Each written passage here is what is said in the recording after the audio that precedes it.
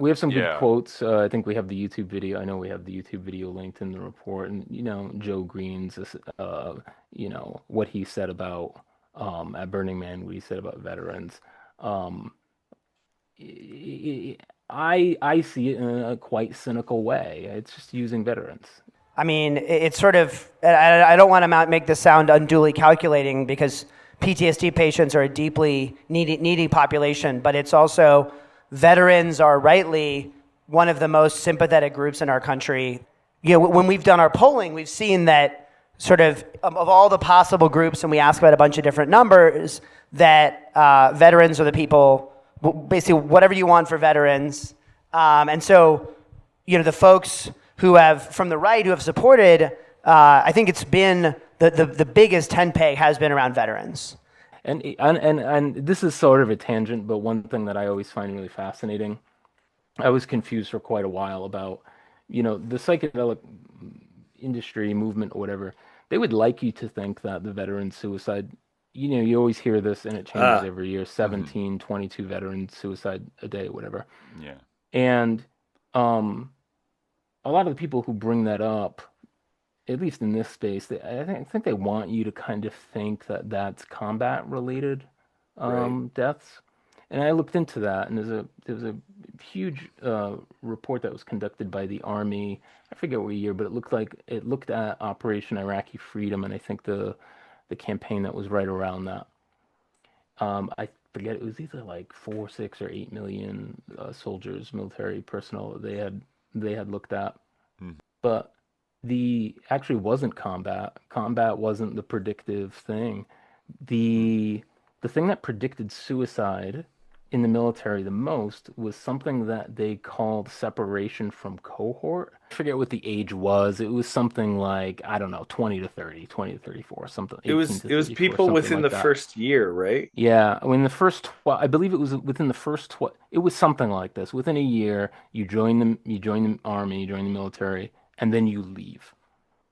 And I thought that was really interesting. That predicted But you suicidality got the the most. tattoo.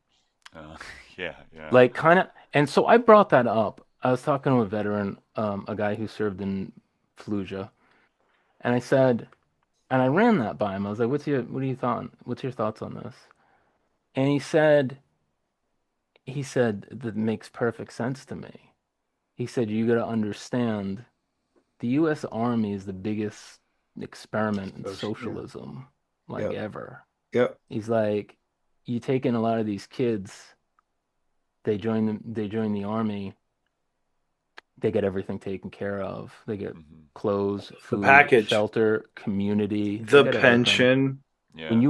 If you get rugged from that within like a year or so, yeah, you went from having like a sense of security to losing all of those things. You lose the group that you're in, the community that you're in. And Dishonorably discharged. Oh I yeah. think People.